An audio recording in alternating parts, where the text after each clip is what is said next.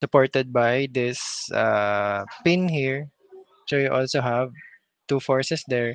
The contact to the surface, see that? So it's not labeled, but you see here that there is a contact. So there's supposed to be a normal force there. There's also a hinge here. See that? And on point C, you also have a hinge support. So also two forces there. Okay? So those are the free body diagrams that you will need to identify. So this element, this bar supporting the roller, this bar in which the roller is in contact, and also involving the force. So take note of this one. The contact between the roller and this bar, this element. When you draw the FBD of the roller, you draw the normal force here, right? Perpendicular and going towards the roller. Okay? Now, when you draw it on the free body diagram of your element, make sure to still include that normal force, but this time, this n, so if you notice, this is the same n, same magnitude, but why is it different direction? Okay? Why did it become a different direction or reverse direction? It is because on this FBD for your element CD, okay? So this force is represented by the force of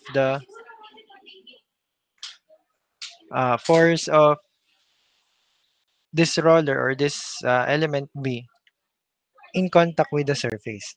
So this is the reaction force of the roller into this element. Okay? While in this one, this normal force is the reaction of the surface of CD, element CD, into your roller. Okay, did you get that?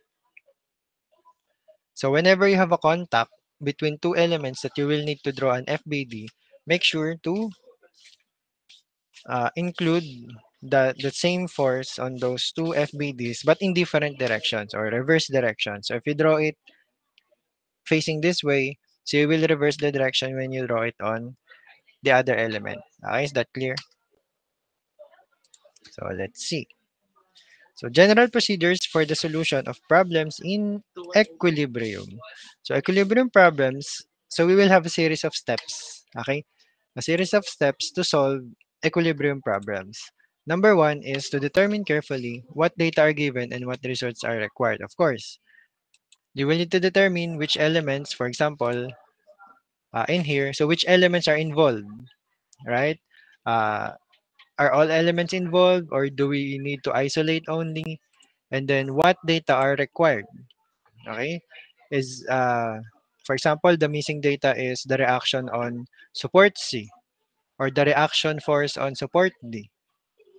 Okay, while all the other supports or forces acting are given. Okay, so one figure you can have a lot of items to solve already. Okay, you can also be asked for the moment or resultant moment on element A. Right? So you need to first comprehend the problem given, what are the data, and what are the required. Next one. So next step, draw a free body diagram of the member or group of members in which some or all of the unknown forces are acting. So of course, when you already determined what are required, so you will need to find it, which element or in what element is the required drawn, okay, or located. And then from there, you need to illustrate the free body diagram of that element which contains the unknown parameters or the unknown forces. Okay? Step 3. So for step 3, observe the type of force system which acts on the free body diagram drawn. So like on this one, for example, on element CD, so you have to observe which forces are acting on CD, no, which elements are acting, and which one is the missing force. For example, the missing force is the normal force, N. And then you have a given forces acting on C and acting on D. Okay? So that's on step 3. So observe the type of force system, observe the kind of supports, which are acting on the elements, so that you will know if you will need to have horizontal and vertical forces, or only horizontal or only vertical. And then step 4, note the number of independent equations of equilibrium available for the type of force system involved. So what equations of equilibrium can we have, okay, for the equilibrium problems? So first of all, we have, when we say equilibrium, the summation of the forces are zero, okay? So you can have summation of forces horizontal, or summation of forces x equals zero, meaning on that element, on that free body diagram, the horizontal forces, the resultant, should always be zero, so that you won't have a net force, okay, or an exceeding force, which will make the system move or shake or collapse. Okay, also, you can have an equilibrium equation wherein the vertical forces, the sum of the summation of the vertical forces, summation forces y, is also zero.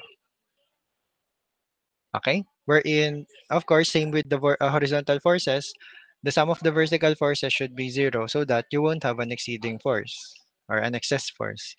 Also, you can have summation of moments at point given by point O or point zero, or whatever element it was drawn or located. So summation of moments at that point should also be zero. So why is it important?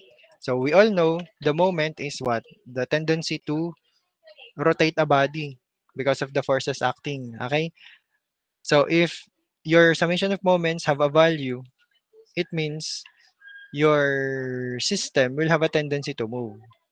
Okay? But if it is zero, so it won't have a tendency to rotate. Okay? So remember these three equilibrium equations. So you will be using this mostly for what? For solving the unknowns. Okay, usually you have these three, right? So now, it doesn't mean that you will only use three equations, okay? Because, as for example, on this figure, let's say what is required is in equation or in element D. Let's say the required is the reaction RD. Okay, it means reaction RD. This one is missing. And DH and DV, the horizontal and the vertical components, are not given. So what is given? For example, the given forces are the support in A given, support in B uh, also given. Okay? But what if the support in C is not also given? So this is only a scenario. No? So meaning you will have your support at D, which is unknown, but also your support on C is also unknown. Okay? Are you following? So meaning these two are also unknown. So these two are also unknown because you will need this, diba, to solve the R sub C and RD using our equations of resultants.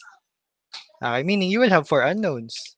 And if you're only working on these three equations, so that's unsolvable because you will have four unknowns, three equations. So what will you do? No, so a scenario of you, what you can do is that on element AB, okay, so here's the thing. On element AB, you already have summation forces X for AB, 0. Summation forces Y for AB, also 0. And the summation of forces, sorry, summation of moments, let's say on B, is also 0. So that's already three equations, right? And then for this element, okay, you can also have the same set of equations. So that's what I'm talking about. So the summation of forces on element CD is 0. Summation forces Y on element CD is also 0. And the summation of moments, let's say on D, because that's what's required, let's say for example, so this is also 0. So you'll have more equations than the unknowns. Okay, so this is only a scenario, sample hypothetical scenario, wherein it doesn't mean that you can only use these three equations, no? You can use these three equations for each element. So that's what I'm talking about. For each element that you're going to draw an FBD, you can have this equation. So you'll have multiple sets of these three equations. Okay?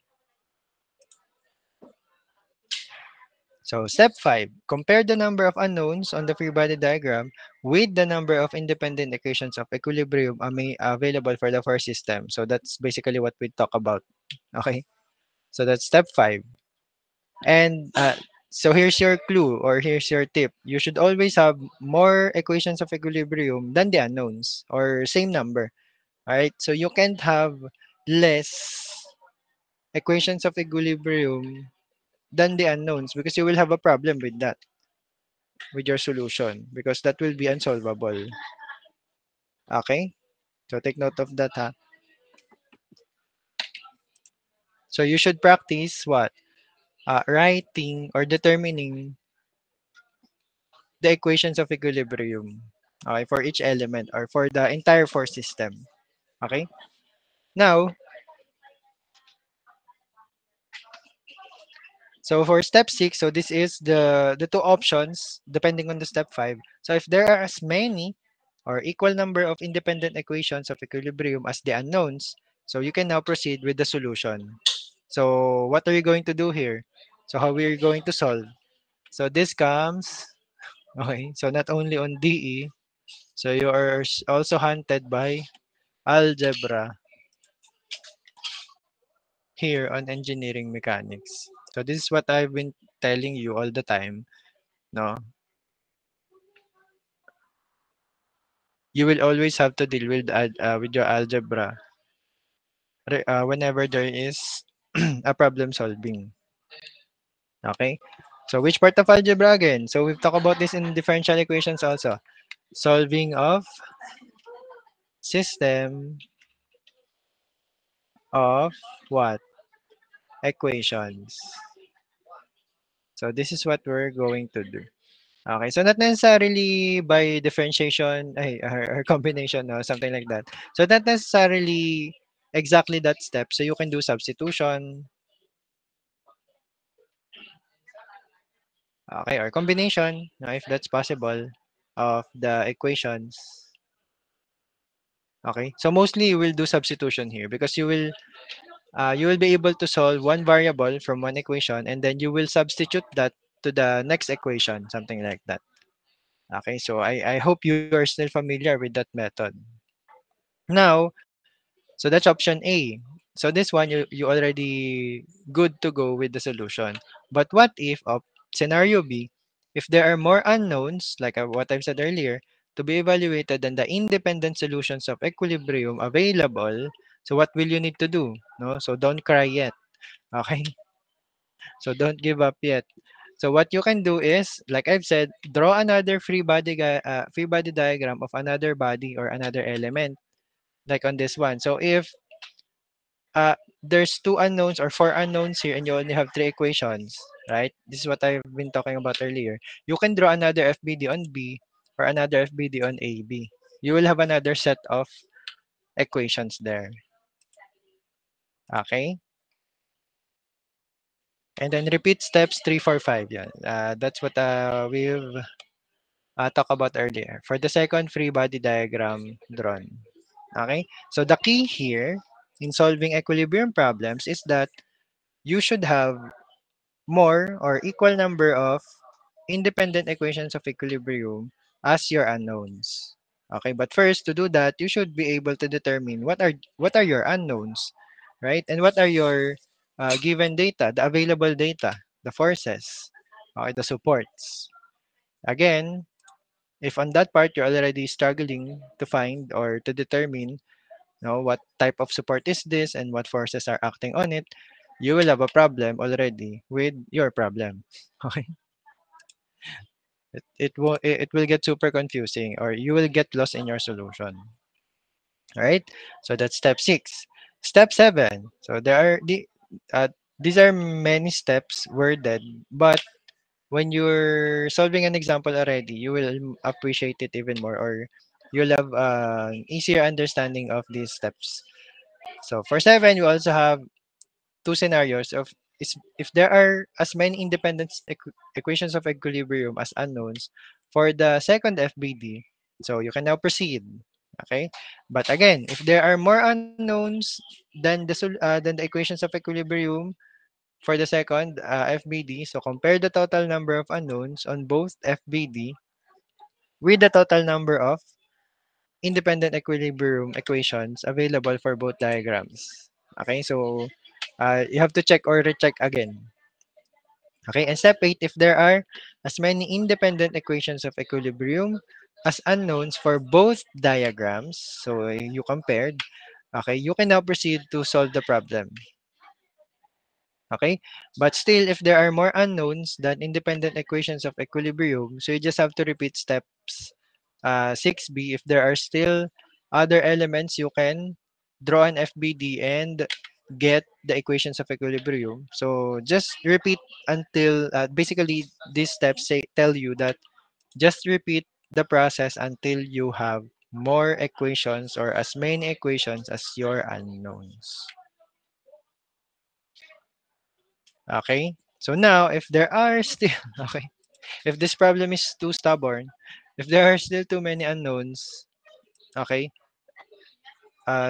too many unknowns compared to the equations, it just means that the problem is statistically indeterminate or like what I've said earlier, it is unsolvable because not all the unknowns can be evaluated by statics. Okay, so it is not statically so it is statically indeterminate. No, so our method here of solving won't be enough or will be inadequate to solve the problem. So you'll have to do some more methods which are of higher engineering or higher math. Okay, so don't worry, we won't encounter something like that. So I won't give you a trap like that. Okay. So of course I want to test your solving skills. So I will give you problems that have equal number of equations and unknowns or more equations than the unknowns. Okay. So don't give me the excuse that sir, this is unsolvable. We don't have enough equations. No, you have. Okay, you just haven't determined them. Okay. So let's see another example here. So determine the resultant of the parallel force system acting on the bar AB. So we're asked to determine the resultant. This is a parallel system. So this is another practice of what we've done earlier. I think we already solved this one. I don't know why it was repeated. Right? So if you remember this one, this is the resultant of parallel forces. Okay? So since you're given vertical forces, again, you will have summation forces y. Okay, remember this? So again, the sign convention for the summation forces y, downward negative, upward positive. Okay? So you'll have here 40 pounds going down. So always make sure to note the direction. And then for the position, we will use the summation moments at point A. So we will locate. Now, we're using the summation of moments to locate the position of the force on the element. So this is very important also when we're dealing or when we're solving the equations of equilibrium. Okay? So your summation of moments, this is Varignon's theorem. Summation of moments is equal to the components of the moments for each forces. So summation of the moments at A can also be written or equated to the resultant and the position or the distance from point A, okay, that we are going to determine, right? So that is the RD. While the summation of moments, right, summation of forces times distance on each force, okay, so that's what we're talking about, that they are the components of the moments. So for A, you have 20 pounds, but it's located at exactly point A, so 0 distance. Then 10 pounds, 2 feet, and then 30 pounds, 5. Okay, again from point A. So remember also the sign convention, what I've told you last Monday. So extend the arrow, curve it towards your reference point. extend the arrow, curve it towards your reference point. So clockwise movement or clockwise moment, positive. Counterclockwise moment, negative. Okay, I hope you remember that. So this one, extend the force, curve it towards your reference, positive. Okay, so you'll have here your summation of moments, and then right around here, you will substitute your R, which we solved earlier, for the resultant of parallel forces, times the distance missing or the unknown. So that is your D sub A. Okay, so computing for D sub A, you'll have this. So meaning at around 4.75 feet from A, so around this, in this point, right? Somewhere here. So this is your R. Okay, so this quick review of what we've discussed last Monday. So this is another one. So we won't discuss already the solution of this. You can screenshot to practice. So I think we already also discussed this one. So you can try this again on your own time, okay, to practice this. So for this one, the parallel force system acts on the lever shown. So determine the magnitude and the position of the resultant. So take note here. Okay, take note here. The forces are given here 30, 60, 20, and 40. But as you notice, there is a what? There's a support, right? So for this one, it wasn't specified, or the support here was negligible. Okay, it wasn't mentioned that you need to consider the support. But on our equilibrium problems, okay, you will need to what? Include also this support. So what is this? This is a hinge, right, or a pin. So you will have here a support that is vertical and also horizontal. Okay. So when we're dealing with the equilibrium problems, you will need to what? Consider or include the support that is acting on this point. Okay. So parallel forces. So this review also of the distributed force. Okay. So you need to get the area here. And the position is what? Depending on the centroid of the figure. Right?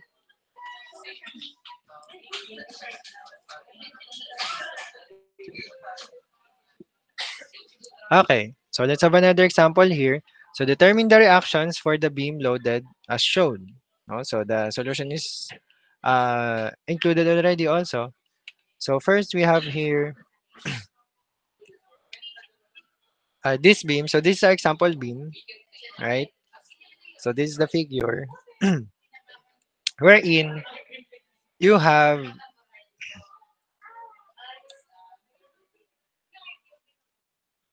a force here, 12 kilonewtons acting on this point. And then you also have what? A rectangular distributed load here of 6 kilonewton per meter. And then you have a triangular distributed load of 15 kilonewton per meter. Okay, so take note of this. If the given is in kilonewton per meter, most likely that is distributed load. So you will have to find the area. Okay? And if the given is already in newtons or kilonewton, so that is a concentrated load already. Okay? So don't get confused here. This doesn't mean that the 12 kilonewton is the same as the 6 kilonewton per meter. Okay, so these two are different. So you will have to get first the resultant of those distributed loads, or their what? Their concentrated equivalent, and where are they located. Okay, so you'll have to do some geometry here, of course, because of the centroid also. So for the triangle load, you'll have 1/2 width times length. So your width is your this time they got it right. The width is your load distribution, which is 15 kilonewton per meter, and then your length is the length of the base of the triangle, which is your 3 meters. So you have 22.5. So this is kilonewton. And okay, so make it a habit to include the unit already, even on the earlier parts of your solution, so that on the final answer, you won't forget. Okay? Next one. For the rectangular load, We're solving first for the for the resultants. So later we will determine their positions. Okay. So for the rectangular load, you also have width times the length. So your width is your load, 6 kilonewtons per meter. Your length is 3 meters also, this one. So you have 18. Okay, now where are they located? So let's go first with the rectangular so it's easier. Because the load is located, of course, on the centroid, which is one half of the length. So that is one half of the 3 meters. So it was positioned here. Okay, take note of that. Right?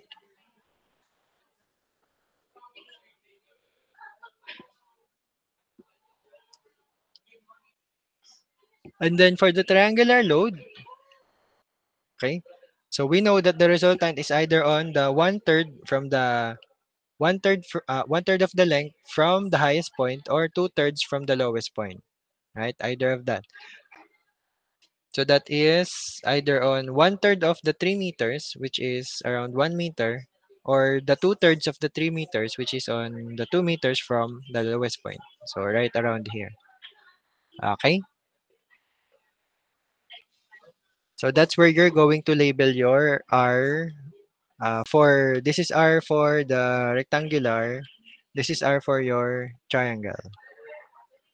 Right? So now, what are required? So it was asked here, determine the reactions for the beam loaded. So you have two reactions. So you have R1 and R2. All right. So R1 and R2 are the reactions for this load, which will make this equilibrium. So by equilibrium, we mean that what? So these reactions will counteract the total reactions for these forces acting. Okay? So what equations can we do? So there are two unknowns here, R1 and R2. Okay? So what equations can we use here? So number one, we can use the summation of moments on R2. Okay? So you have 2 points here, right? R2 and R1. So this is R1, this is R2. Okay. So we can do summation of moments at R2. Summation of moments at R2 equals 0. So why 0? Again, we're dealing with equilibrium. So meaning, on point R2, when you look at point R2 here, no, the summation of moments should be 0 so that this system will not rotate this way or this way. Okay, depending on the load or the reaction. Okay, so that's what I've talked about earlier. So if there is an excess force for your moment, so this entire system will what? Will collapse or rotate, and your axis of rotation is your R2 or your fulcrum is your R2. Same as with R1. So if R1, the summation of moment is not zero or not equilibrium, this will rotate, the system will rotate this way, right? It will collapse. Okay? So that's what I've been talking about earlier. Okay. So we're given summation of moments at R2 equals 0. So what did we do earlier with the summation of moments? So we equated it with the resultant, okay? And then times the distance. So which resultant is that? So resultant of the forces acting, okay? Times their position, all right? So this one we will equate to 0, okay? The summation of moments. So the component moments for each forces. So you have the 12 kilonewton, the rectangular resultant, and the triangular resultant.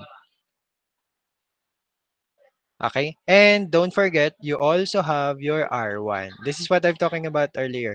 So when we're dealing with unknowns, so you will include the R1 as your unknown also. Okay? So it also has a reaction force here. So you'll have 1, 2, 3, 4 data or values that you should include in your summation of moments at R2, which is equal to 0. Okay? So let's proceed. So first we'll have the summation, the moment at the triangular force, this one. So you have 22.5 and then reference at R2. Okay, so for reference from R2, the position will be 1 meter. Diba? This is your R triangle. Okay, located at 1 meter. So the figure is not 100% accurate. It should have been around here. Okay. So just imagine that this the arrow is on exactly 1 meter. So that's why this is one. Plus, so take note again. If you're unsure of the sign convention for the moment, extend the force, curve it towards your reference. So this is clockwise, positive. Okay, next one, the reaction or the force of the rectangular load here. So you have 18 times what is its position. So it's we earlier we determined the centroid to be 1/2 of the 3 meters. But take note, we are referencing from R2 ha. We're not referencing from this point. Okay, don't get confused. So you will need to what? Consider also the distance from R2. So you have 1.5 meters. So that's the half of the 3 meters. So that's the centroid, but you will still need to consider this. So the other 3 meters from R2. So that's why it's 4.5. Okay? Also, the sign convention, again, extend curve. So this is clockwise. Alright? Next, the 12 kilonewton force going downward. Okay? So extend curve again. So that's clockwise also. That's why it's plus 12 times what is the position? So from R2 that is 6 meters. Yeah, meters, 6 meters. Okay? And finally you have R1. So the reaction of R1 you extend and curve. So that gives you what? Counterclockwise. So that's why it's minus. Okay? And the position is 7.5 meters total from R2 equals 0. So that's very important. You should equate to 0 because we are dealing with equilibrium. So what is the only unknown here? 'Di ba R1 only? Okay? So you have R1 only as your unknown. So you can solve. You can shift solve or you can algebra this one. It's up to you. I won't be sensitive what method you use as long as your equation is correct. Okay? So if I see that you just guessed your equations here and then you solve for R1 magically, okay, and turned out to be correct. So that will be what? Like what I've said, that will be sus. Okay? So your solution will be suspicious. Okay? So solving for R1 will get 23.4 kilonewton. So again, don't forget the unit. What about R2? Because we were asked to determine the reactions. Okay? Both R1 and R2. So remember, R2 is still missing. It's just that if you didn't notice, sorry, uh, di ba earlier, on our example of moments, we included the force reaction on acting on the focus axis or acting on the axis we are dealing with. So you can include in your solution R2, but anyway, it will just become 0 because it is acting on its own what? On its own point for the moment. So you'll have 0 distance, right? So 0 distance here. So it's okay if you don't include R2 anymore. Okay, I will that's already understood. Right? So that just don't forget that concept. So your R2 the force acting on the axis itself will have 0 moment. Okay, so that's the point of that. So now you have your R1. So uh what equations can you use for solving R1? So like what we did on R2, we can do moments. Okay, we can do summation of moments for R1 equals 0. So we will do the same thing. Okay, the reaction force times the distance. So we will repeat the process. Only this time, be careful of your side conventions. Again, so from R1, so take note, your reference this time will be R1. So we did the 12 kilonewton. from R1, that's 1.5. Take note that the distances will be different. Earlier, your 12 kilonewton had a distance of what? 6 because it's reference from R2. This time, it has 1.5 meters because it's reference from R1. Be careful with that, ha. Just because I told you we will repeat the process, na doesn't mean you will what? Repeat the entire process including the distances. So you'll have different distances because you have a new reference point, which is R1. Okay, next one, we have the 18 of the rectangular, right? So 3 meters from R1. Okay, and also again, by the way, so we do the sign convention for moment. So extend curve, extend curve, extend curve. Okay? So you don't have to do this all the time. If you can now visualize already, or if you can mentally visualize the sign convention of the moment, you don't have to draw it like this. But if I see on your solution that you're drawing this, so I will understand that it's for the sign convention of the moment. Okay? So you're not being weird here. Okay? So you're not being crazy by drawing this. This is only for the sign convention practice. For those who are not familiar with how to do the sign convention for the moment. Okay. So you'll have plus 6.5, the distance of which one is that? Triangle, right? Your triangular load. Okay. So 6.5 from R1. And then minus, because it's counterclockwise, R2. Okay. And also 7.5 from R1 equals 0. So this time your missing element is your R2. So solving for R2, you'll have 29.1 kilonewtons. Okay? So 29.1 kilonewtons. Now, I'd like to try, or I'd like you to also try, you can try with me, to solve this using another equation of equilibrium. So that we said that you can do multiple equations of equilibrium depending on the unknowns. No? And earlier, I gave you some of the equations for equilibrium. So we have summation forces x, summation forces y, and the summation of moments, right? Equals 0, equals 0, equals 0. So let's try to use another equation of equilibrium if we can also solve R2 without using the moments. Okay? So since you're seeing vertical forces here, we will try summation forces y equals 0. Let's see if we will arrive at the same answer.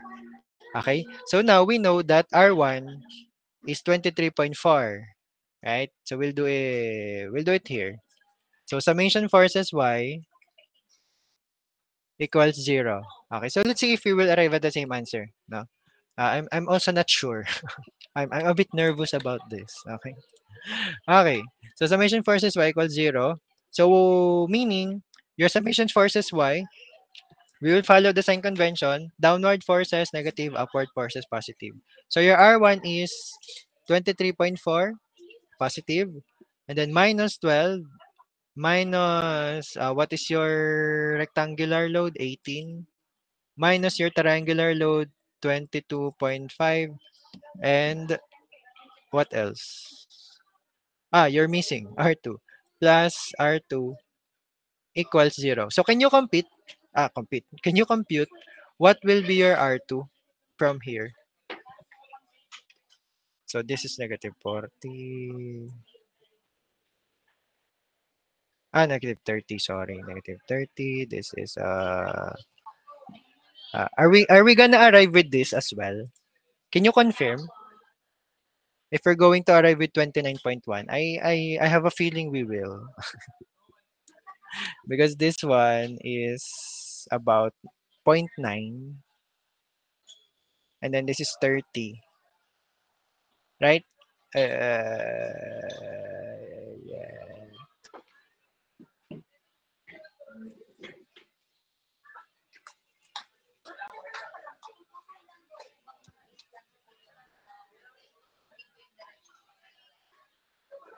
Minus, minus, upward, upward.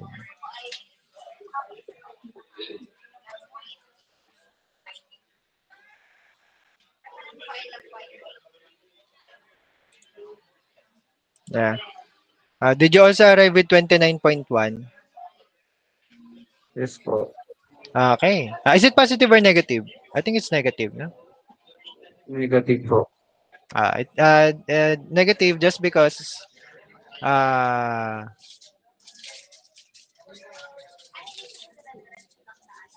why is it negative?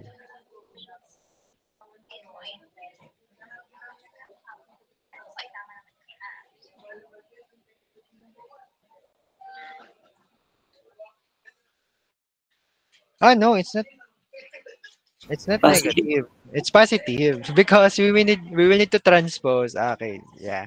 I also forgot. 'Di ba you will evaluate these values and then you will transpose on the other side. So I was thinking this was negative, so that's already the value. I forgot you will have to transpose. So that is 29.1 kilonewtons. Positive, yay. Okay.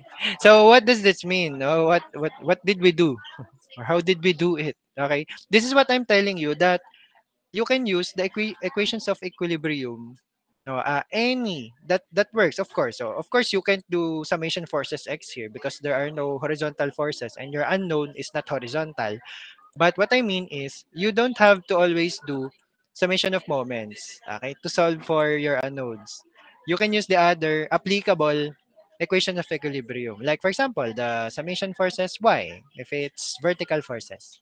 Okay? So that means on your solution, you don't have to repeat this. Okay? Or you don't have to do the summation forces at R1 to solve R2. Okay? If you already did that with this one, no, with your summation moments on R2 to solve for R1. So now you can just use the vertical forces. You don't have to deal with the distances. If you're having a hard time or getting confused with the distances. Is that clear? Is that clear with everyone? Did everyone follow what we did here? This is simpler, right?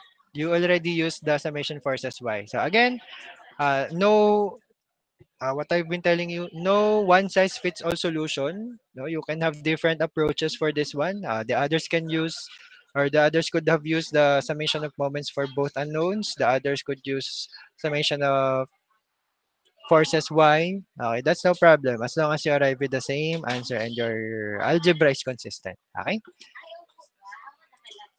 so let's have another example. I'm not sure if this is given as. Oh, okay. Very nice.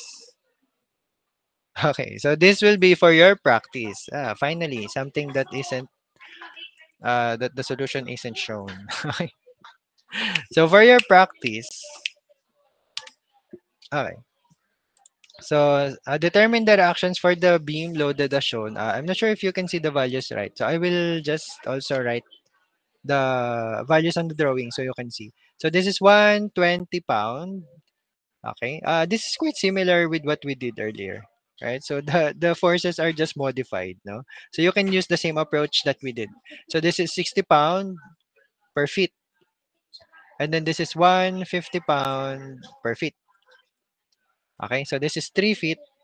This is 6 feet. And this is another 6 feet. So this is R1 and R2. So you're going to solve again for the values of R1 and R2, the reactions. All right. So determine the reactions for the beam. Oh, this is almost like just the same one. Okay, so I think these are just multiplied by tens and these are doubled. All right, so just for you to practice what we did earlier. Okay, so is this clear to you?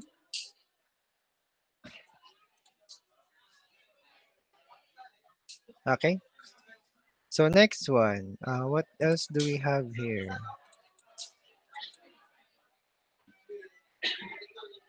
So we're done with forces and resultants, equilibrium. Okay,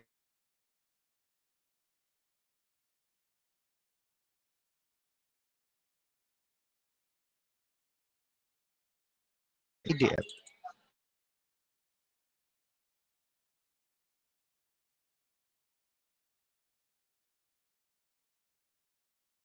Make some next week. since we're almost gonna be done with the topics. Do you want to have your midterm next week? Okay. I'm just joking. I believe you have your activity, right? So I forgot. I already forgot your syllabus contents because there's a lot of differential equations. By the way, I will upload also your syllabus today. The PDF copy. So I think it's already approved or it's good to go. So at least you'll have your reference also. DE and NMEC. So both for differential equations and NMEC, engineering mechanics.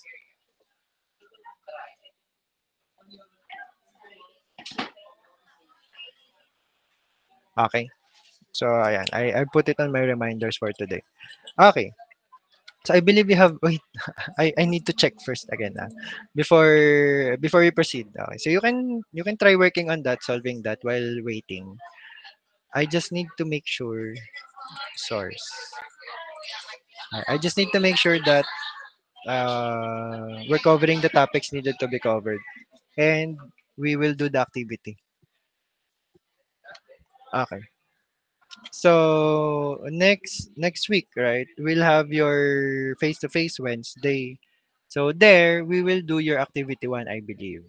It should be I think it should actually be week 7. So we're on track actually. Where's the activity? It should have been today. Week it should have been on it should have been on week 5. Okay, but since we're not having what is it? We're not having face to face today. So we will do the activity one for next week. Okay? Wait.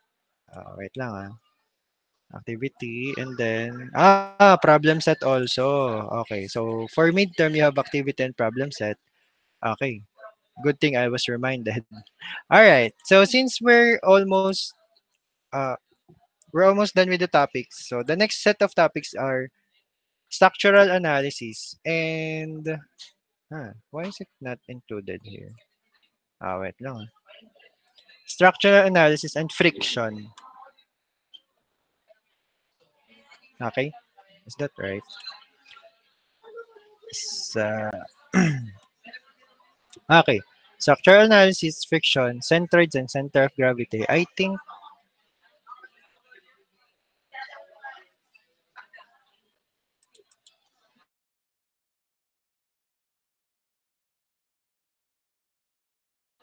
so. Centroids and center of gravity, friction, and structural analysis. Now that's the remaining topics for midterm.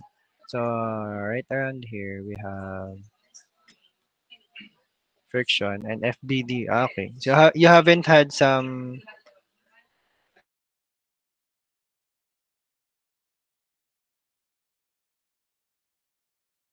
so since you haven't had some examples or what exercises for free body diagrams now, so we will proceed first with friction so that when you do the FBD, all the forces acting on the body, including friction, will be considered already.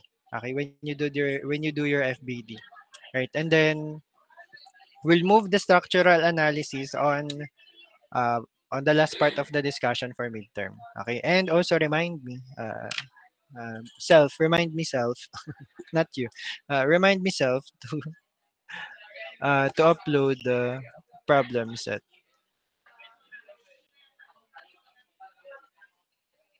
All right. So it's already what? Week 5, no?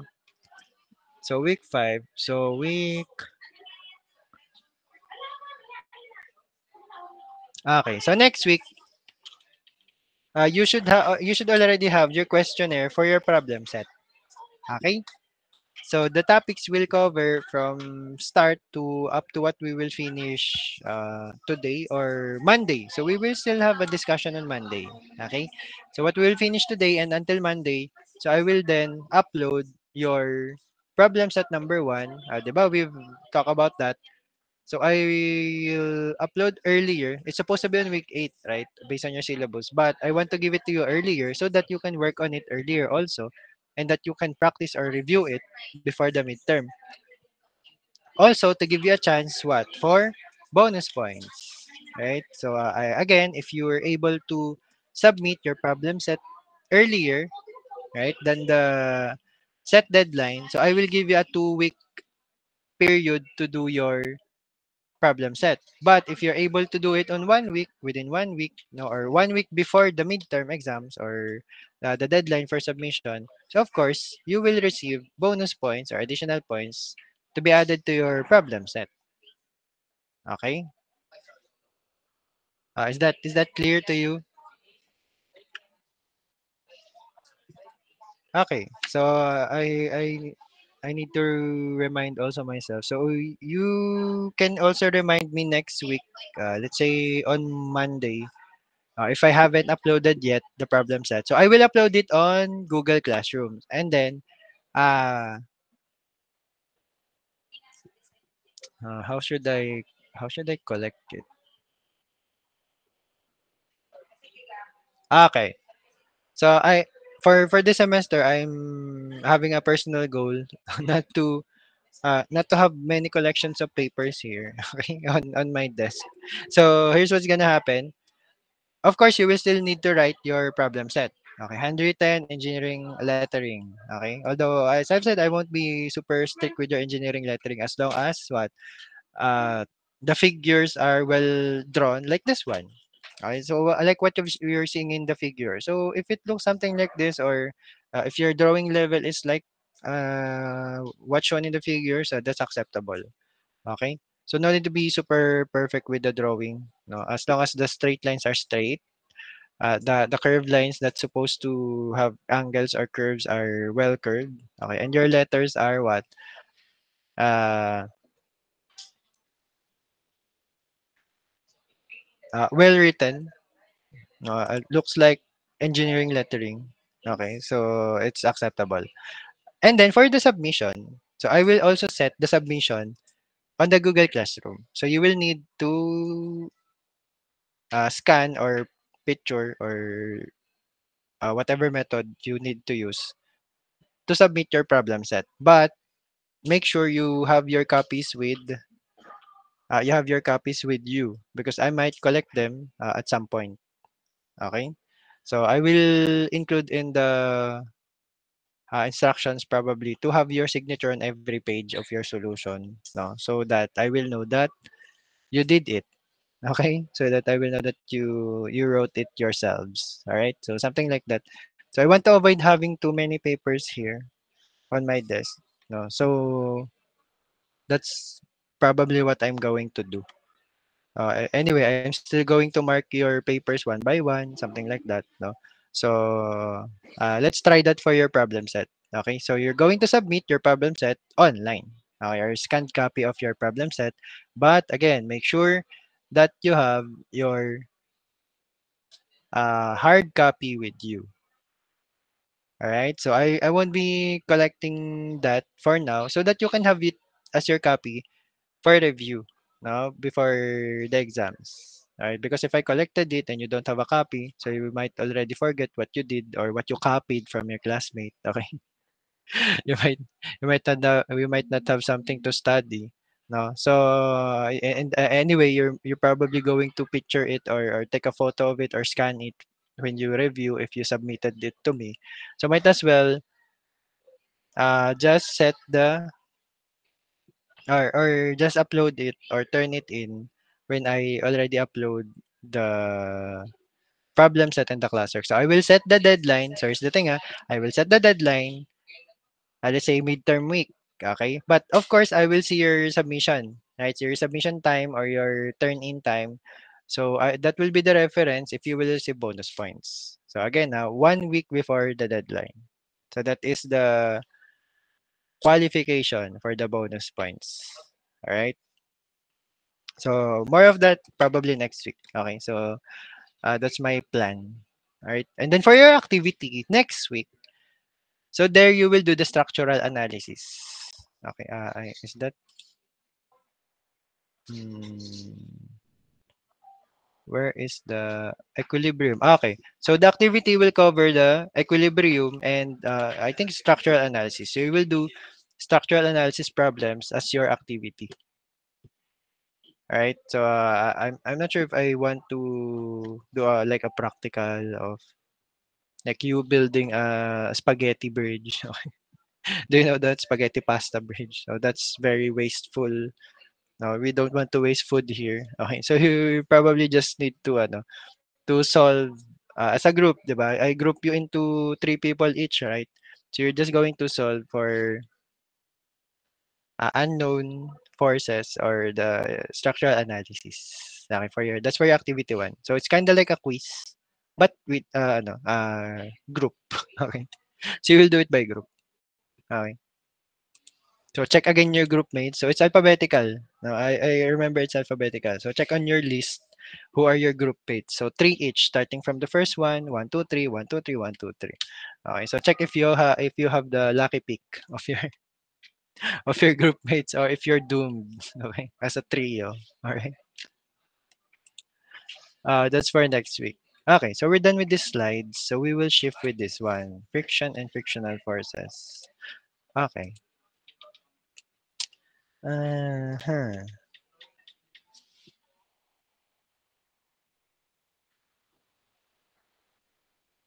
Hmm.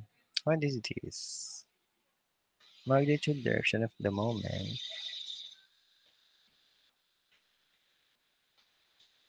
Hmm. Hmm.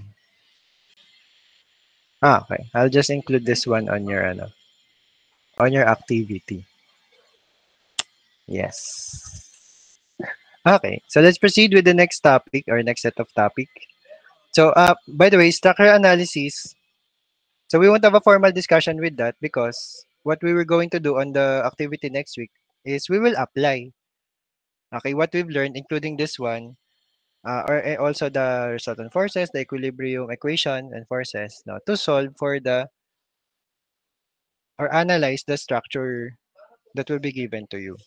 Okay, so because that will be the solving of the structural analysis will be a bit sequential. Like you will start with this element, and then you will move on to the next element, and then the next one, and the next one, and then based on those elements, you will need to use the equations of equilibrium. Okay, to solve for the missing parameters or forces. So something like that. Okay. So the next set of topics is friction and frictional forces. So what is friction and frictional forces? So when two bodies in contact have a tendency to move over each other over resistance to the movement is set up. Okay. So basically, friction or frictional forces occur when two bodies are in contact, like what was in your previous slide. So remember the roller. We will just isolate the roller. The roller B and in contact with the surface. For example, this is perfectly straight. Okay. Let's say this is element CD from earlier. Remember this? Yeah, this element. Yeah. Okay. So this contact, aside from the normal force, right, acting on it, you also have your tendency of the roller what? To move. Okay? So your tendency to move, diba? This is also supported here. So your tendency, let's say, to move this way, okay, is counteracted by a frictional force, F sub F. Alright? It means that frictional force is preventing this roller from moving this way, no, because of the frictional force. So you'll have an idea there that the frictional force always counteract the tendency of the movement. So if the movement is going to the left, your frictional force is to the right.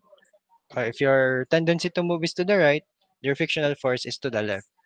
Right? Or your if your tendency to move is, let's say, something like this. Up, of course, assume there's contact here. If your tendency to move is downward, your frictional force there is upward, and vice versa. If your tendency to move is upward, your frictional force is downward. Okay? So it always counteracts the tendency of the movement. So friction is an important force in many aspects of everyday life. I remember we were asked to make a video before, no, during our statics subject. We were asked to make a video about friction, and we gathered some video clips. Okay, and on those clips, it's a bit funny because the the point of the video is what will be the world without friction. Okay, so can you imagine the world without friction? So you're walking on the hallway and you're sleeping, sleeping and falling. You put a book on the table, a perfectly, for example, you put a book on a perfectly horizontal table, right? Let's say your book, this is your table, perfectly horizontal and straight. And then you put your book here, and because there's no friction, that book suddenly moves and slips down and falls down. Imagine that. So that is because the table and the book has no friction between them. Okay, so that's what happens. No, just a little push, just a little push will make the book move what horizontally forever because there's no friction to stop it. All right, so that's the importance of friction on everyday lives. So if there's too much friction, loss of energy, wear and tear of materials in contact occurs. So if you're driving, or if you know how to drive, or if you know someone, or if you have ridden a vehicle before, of course, you all probably have. So, di ba all wheeled vehicles, no, the wheels have contact with the surface. Okay, so let's say this is your car. Wow, see, I'm good at drawing. Okay. Oh, my car isn't enclosed. Yeah. Okay.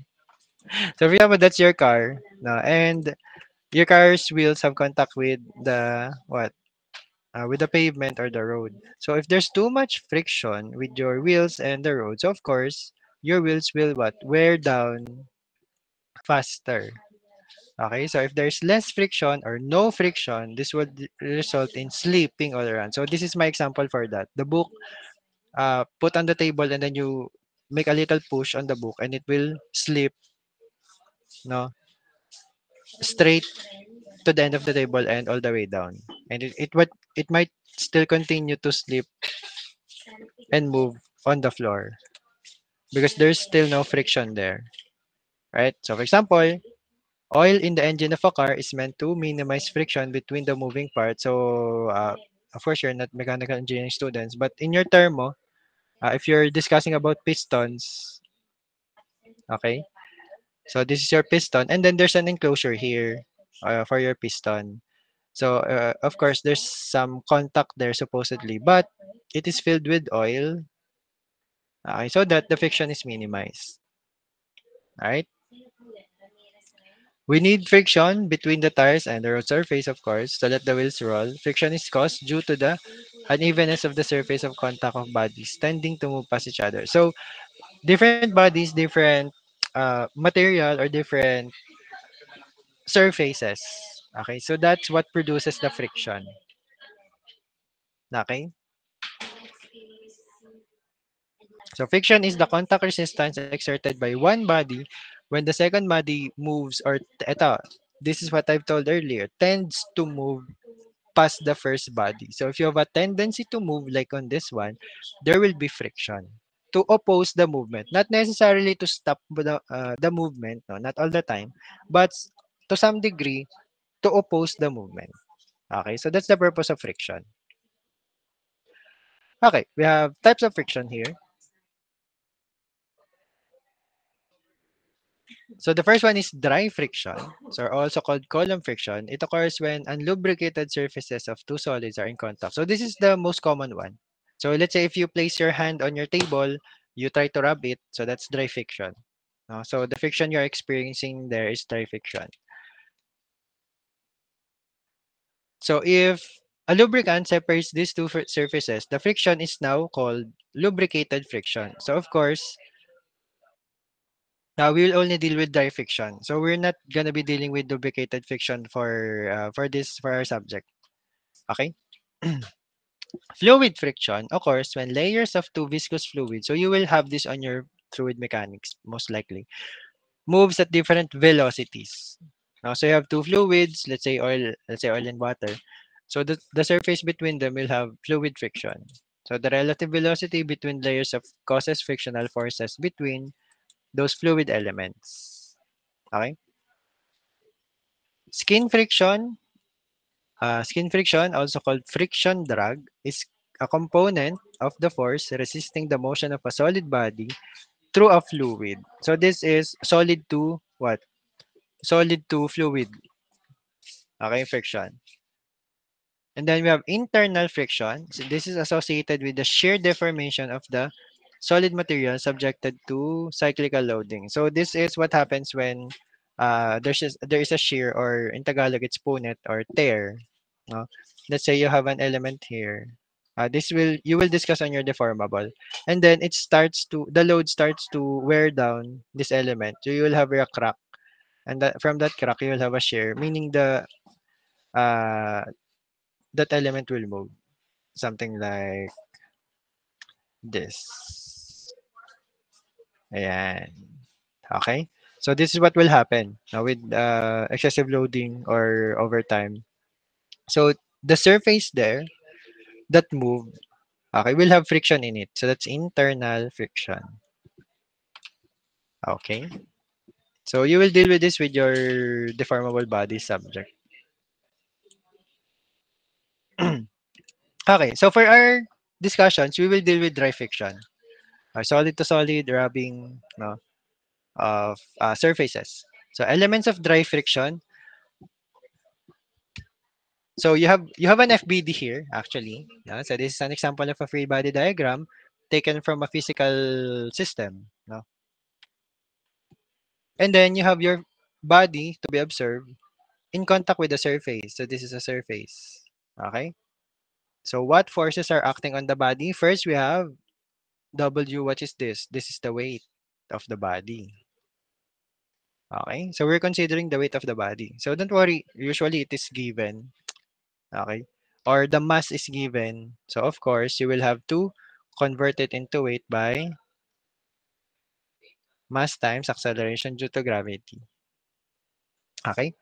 And then you have an F here, capital F. So what is this? So this is the force that you're most likely going to solve. No, or maybe it's given. So this is a push. It can also be a pull, a force. It can be given or it can be the one you're going to solve.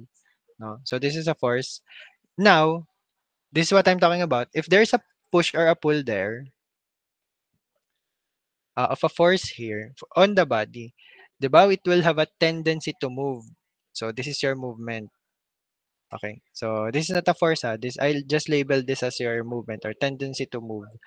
So your tendency to move is what? Going to the right. So now you will have there a friction or friction force, no? Or I usually denote it as F sub F so that I will know that this is frictional force. So you'll have a frictional force going where? Opposite of the tendency of the movement. So going to the left. Okay, so this is what I told earlier. Now, so what other elements or parameters are with this friction? You'll have the mu. Familiar with this one? Mu or the coefficient of friction. So this is given by uh, later on that. I think this will be given. So mu, so coefficient of friction.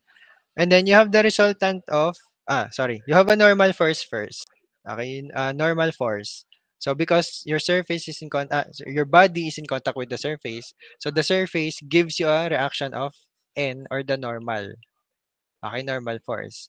And then, as you see here, you have your frictional force, you have your normal force. Divides like you're having two component forces, horizontal and vertical. So you will have the resultant force R.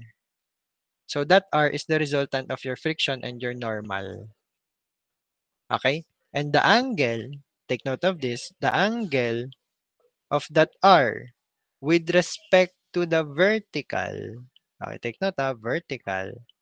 So that phi, now in Greek, this is your angle of friction.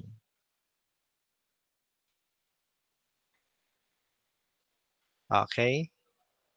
So this is your angle of friction. Uh, wait lang, I'm trying to see if it was given here. Coefficient of friction, angle of friction. Wait lang. I'm trying to see if the okay, it wasn't given. Mhm. Anyway,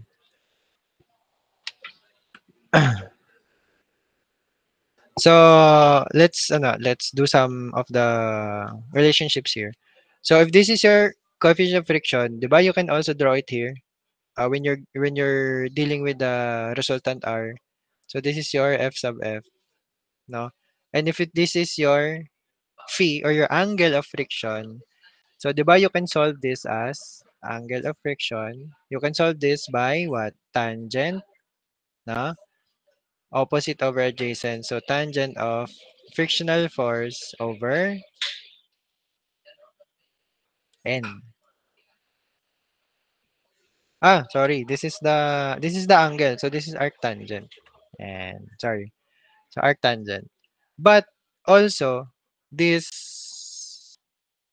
frictional force over N is also your coefficient of friction actually.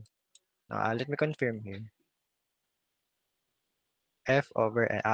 Okay, okay, tama. Okay. So your coefficient of friction, mu, is also given by your frictional force over your normal force. Or like what I've shown on below. So your frictional force is equal to mu times N. These are important formulas or relationships that you will need to remember when you're going to solve for the frictional force. Okay? Is this clear to you? So far, you're following? Okay? So remember these formulas, ha? So these are very important formulas.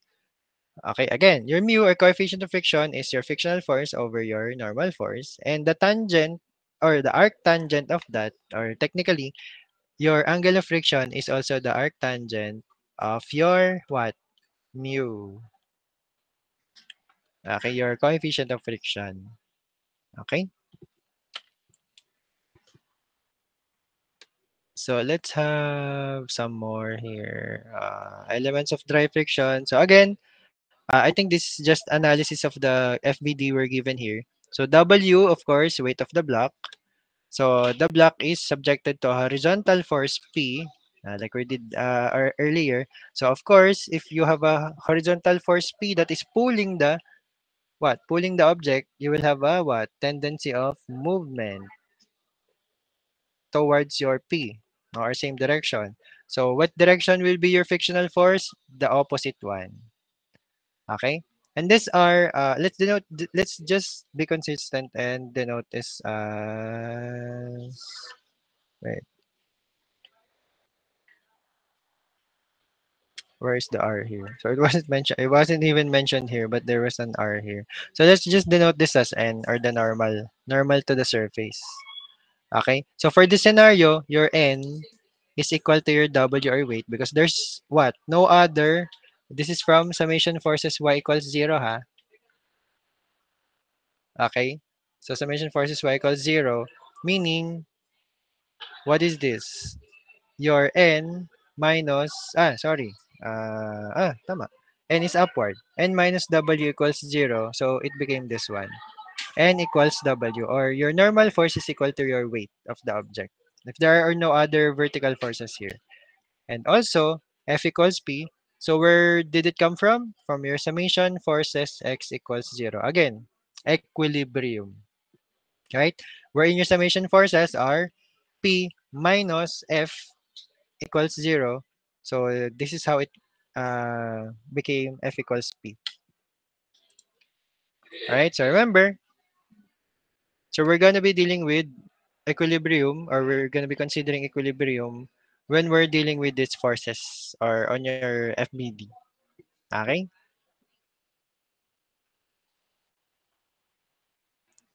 So what else? So this we already mentioned earlier.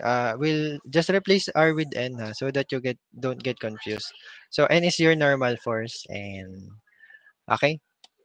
So F is mu times N, or the coefficient of friction times your normal force. Angle of friction, we already discussed this also. I've shown you the formulas here. No? So again, this is N. N and N. Normal force. Ah, sorry. This is not N anymore. Ayan. Di ba? I already got confused. So this is the R. Okay, resultant of the frictional force and the N. Okay, well, this is this theta, or you can call it theta, you can call it phi, depending on what Greek letters your favorite. Okay, so this on this one, it's denoted as theta. So it's still your what arctangent of mu, or the arctangent of frictional force over your N. Okay, remember this, ha?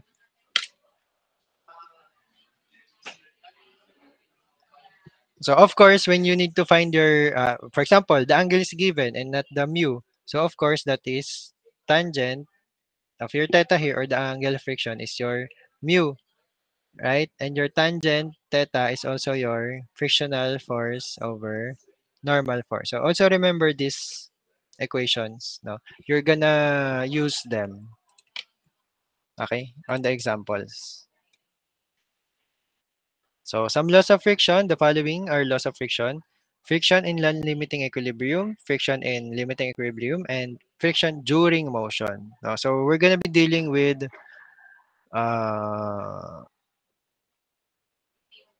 the first and I think the second one also.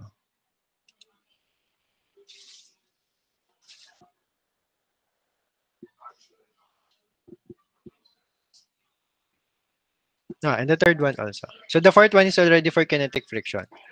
Okay, so first law, applicable to non-limiting, limiting, and dynamic. No, the three types. Friction always opposes motion. So we've talked about that.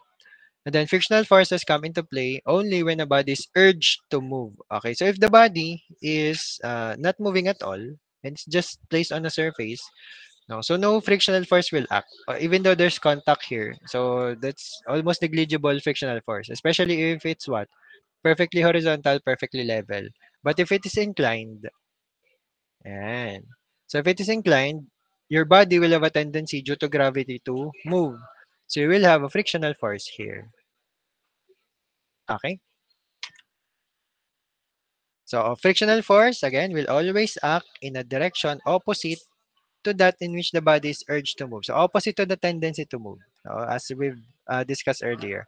Second law, the magnitude of the frictional force is just sufficient to prevent the body from moving. Again, so always, no, you would have a great value or a very big value of your frictional force. It is enough just to prevent the body from moving. Okay, so for example, if you say that the body is still in equilibrium on this figure, but it has a tendency to move here, let's say your movement will cause like let's say 10 newtons of force for your tendency to move. And let's say we assume that this is still in equilibrium, meaning your body will still not move even though a 10 newton force is applied. Meaning that means your frictional force will also be what? Summation of horizontal forces, right? 10 newtons also. It will just oppose. Okay, but in the other direction. Okay? Third law, the limiting frictional resistance bears a constant ratio with the normal reaction. So that is your mu. Okay? And then the fourth law, when motion takes place as one body slides over the other, the magnitude of the frictional resistance will be less than that offered in the condition of limiting equilibrium. So of course, if it's already moving, you will have less frictional force because the body is already moving. So meaning your frictional force that's supposed to prevent the movement no, is already less. Okay, so let's have an example here. Okay, very nice. So the examples don't have solutions, so you can practice. Okay. So let's solve the first one, no? And then the rest I will give it to you as your practice. Okay, so remember it might also be included in the activity or in your classwork. Okay, so let's start to solve the first one. This one. Okay, so it said here a pull of 20 kilonewton at 30 degrees. Which one is that? So this P to the horizontal is necessary to move a block of wood on a horizontal table. Okay? If the coefficient of friction between the bodies in contact is 0.25, so again, what is this? Coefficient of friction, that is the mu. What is the weight of the block? Diba? So you're asked for the weight of the block. So this, I think this is already on free body diagram mode, no? Because originally this R, or let's denote this as N. Okay, again, for uniformity, let's denote the normal force as N. Okay, so supposedly this N is supposedly acting on here, right? Normal to the surface or normal to the body. Okay, so it is already drawn as what? Free body diagram. Supposedly that normal force is acting here, and so there's your normal force. So it's just extended.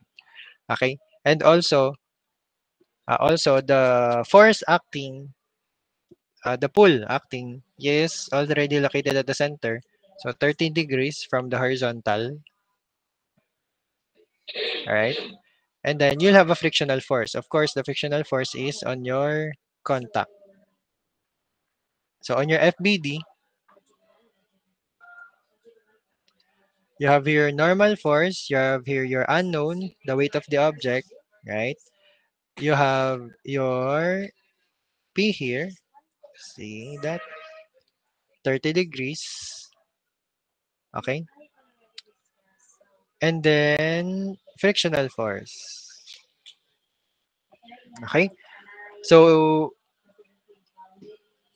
your P is 20 kilonewtons,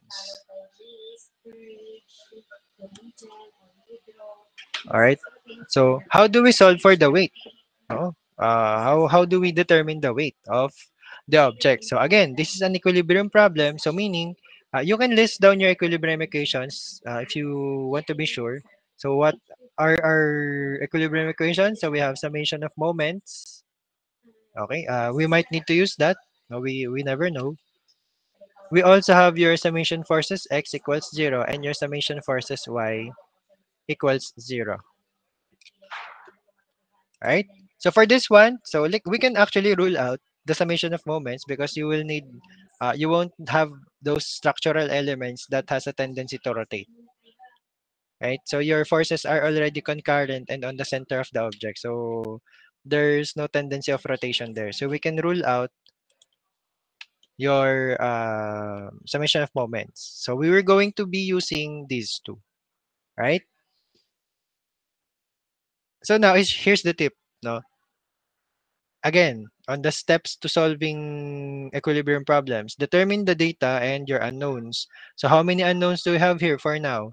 We have uh, the weight, of course, this is unknown. The normal force isn't given, so this is also unknown for now. The frictional force isn't also directly given, right? So this is also unknown. So your P is the only one given. So how are we going to solve that? So we have three unknowns, only two equations. But remember, you have another given. The coefficient of friction mu is equal to 0.25. But we also know, like what I gave you earlier, the coefficient of friction is what? Frictional force over your normal force. So, di ba, you have equation 1, equation 2, and this one, equation 3. So you have three equations to work on, three unknowns. So is this solvable? So this is solvable. All right. So let's do it. So here's a tip, no? Which equation are you going to use first? So let's look at these equations. Or let's try to write them actually. So let's write each equation so that you will know which one to use first. Let's say summation forces x equals 0. So which are your summation forces x? Or your horizontal forces? Remember, you have an angled force here. So of course, this will have what? Component forces. Diba? Remember that? So you will need to get its component forces na px and py. Okay, but we already know how to get that, right? Using the angle and the resultant. So for horizontal forces, summation forces x, so which one are you going to use? You're going to use px And you also have the frictional force here. Okay? So let's apply the sign convention. So you have Px, okay, which is, okay, let's write it down first. Minus your frictional force equals 0. So are there any other horizontal? No, only those two. So what is your Px? So we know from the components, your Px is what? P cosine 30 from here. Oh, so that's what you're going to write. So your P is already 20 kilonewton. So this is, so 20 thousand, no? Because it's kilonewton, remember? Cosine 30. That's your Px. Minus, so your frictional force is unknown. Okay, so that's your summation forces x. And then you have summation forces y, right? Equals 0. So what forces are involved there? You have your upward forces n and your py, right? And then your downward force, the weight, equals 0. Okay?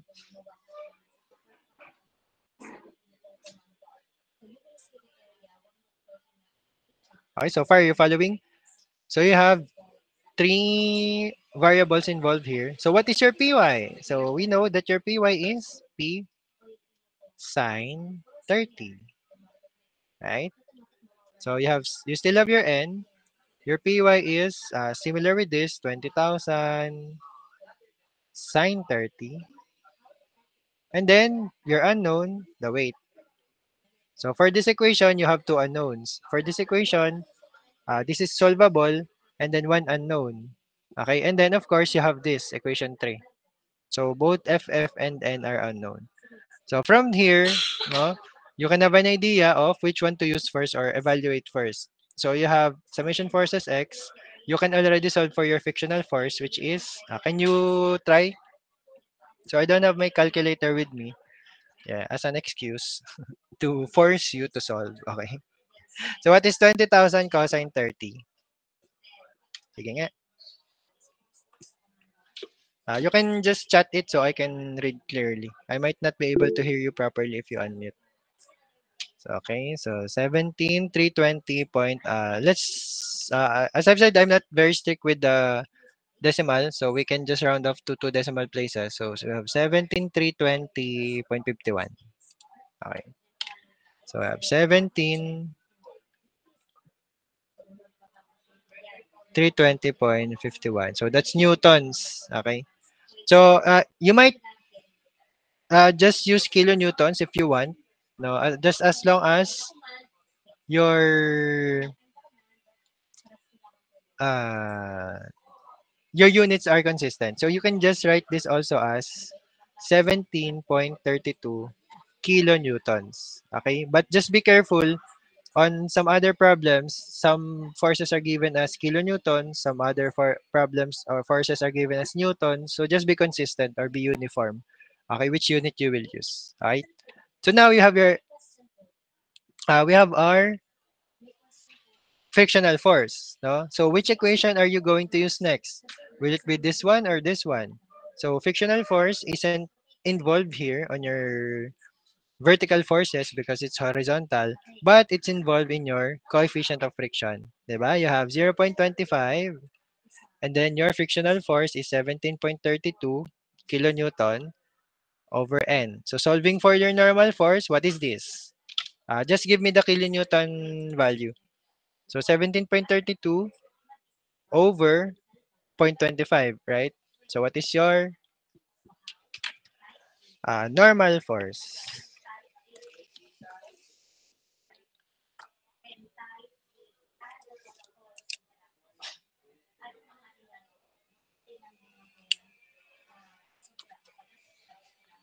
So 69.28. 69.28 kilonewtons. Where's that? Okay, 69.28 kilonewtons. Okay. Diba? Are you following, the sequence? So again, this is not one size fits all. So you can have a different sequence, different approach to solving this or the next set of problems or uh, exercises, no, or sit work. But again, what's important is that you know which ones are given, which data are given, and which ones are unknown. And also which equations of equilibrium you can use. And also which equations in the given you can use. So you have to be familiar with this, ha? Okay, finally, on your summation forces y, di ba, you have already your n, so this is already okay. You also have your 20 kilonewton sine 30, no? So let's substitute 69.28 kilonewton plus, so this is 20, 20 sine 30 kilonewton minus W equals 0. So solving for the W, which is the required, what is your weight or W? So use your calculator again.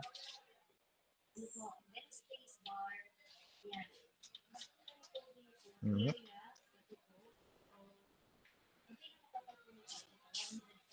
So that is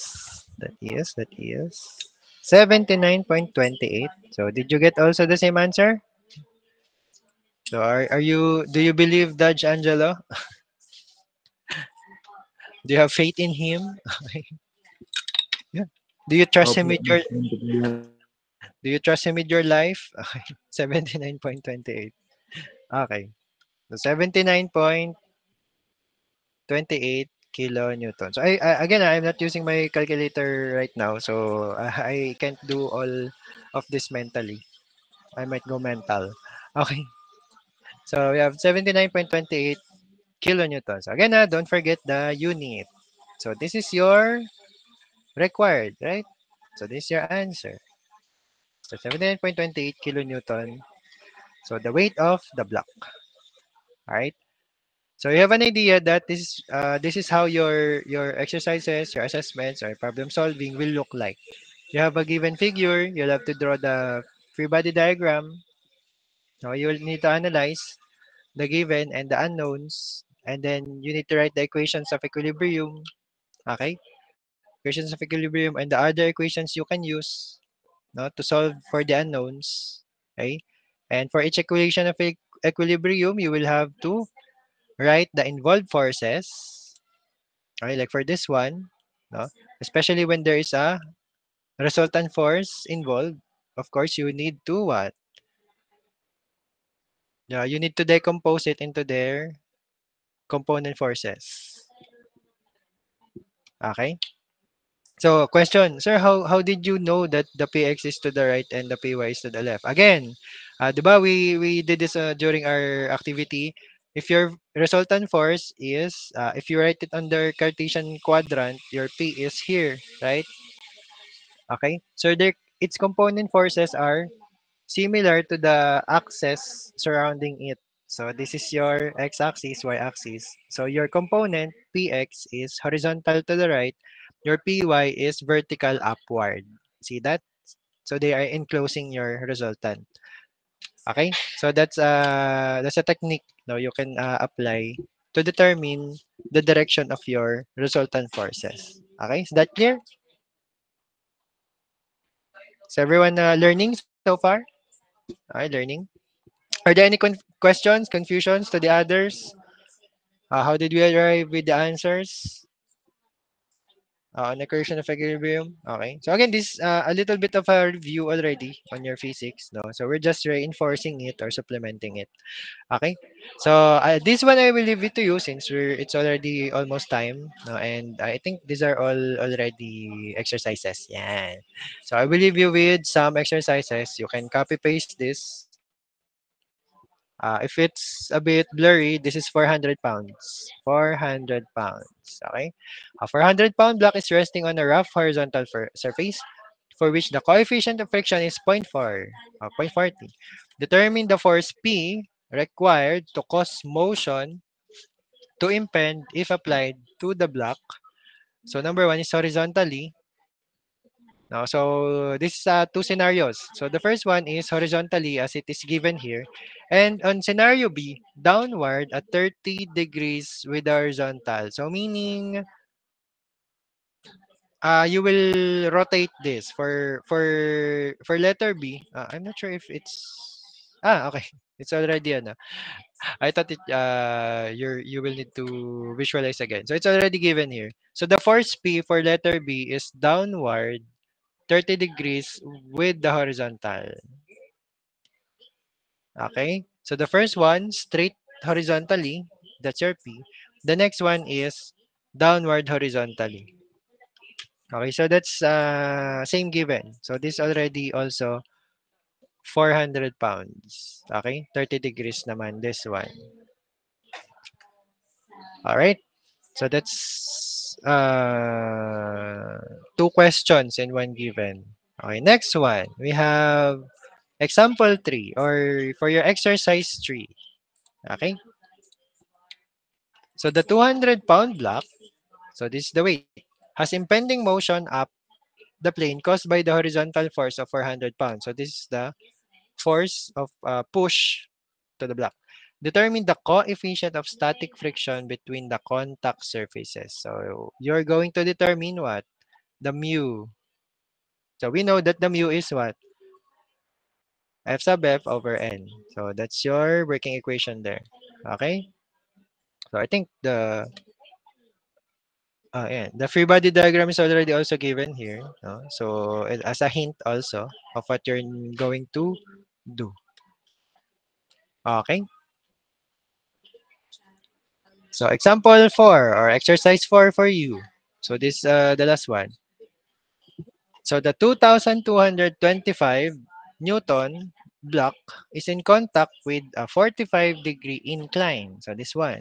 So the coefficient of static friction is 0.25. Compute the value of the horizontal force P. So this is what you're going to compute. Necessary to just start the block up the incline. So your tendency of movement is where? Upward here. So your frictional force will be the opposite. So this is your free body diagram already. Now you just need to, if you want to analyze further or you want a clearer view of the angles, the forces, you can write this also on your XY plane as your free body diagram. Okay? If you want to also do that. If you want to write your Cartesian plane here, also no problem with me. Like this. If you want to write your plane like this, no, it's no problem with me. As long as you're consistent with your sign conventions and your angles, no, and your forces. Okay? So that's up to you, no? Whichever works for you with regards to your free body diagram. Okay? So are there any questions here? Slides you want to go back to if you need to screenshot. So this is number 4, number 3, and then 2 and 1 are tandem. Ay, di ba ito pala? Ay, hindi. Ito nga. This one, example 2 and example 2. Diba? Both example 2. Okay, I got confused there. All right. So are there any more questions, clarifications, concerns before we end? Any birthdays today that we need to greet? No birthdays? I would have given them a gift. Yeah, if there are Sir, birthdays. bukas, pwede? I will give you 10 problems to solve for engineering Ayoko. mechanics and uh, why? Why did you change your mind? That's a nice gift. Ayoko pala, sir. Pangit na regalo. that's Stress. the that's the gift of practice. So anyway, so if there are no birthday celebrations, so advance happy birthday. So but we're not be able to greet you because it should be on the day of our meeting. Okay. Okay. So if there are no more questions, concerns, clarifications, so next week on Monday, so we will still have an online. I'll try to give you some examples of structural analysis, so that on Wednesday you have some idea on how to do it. Okay. So on Wednesday, face to face, we'll have your activity 1. Okay, so by group, that will be by group. So it's like somewhat of a quiz, or you will have to analyze the structure and solve it, and some other exercises also probably.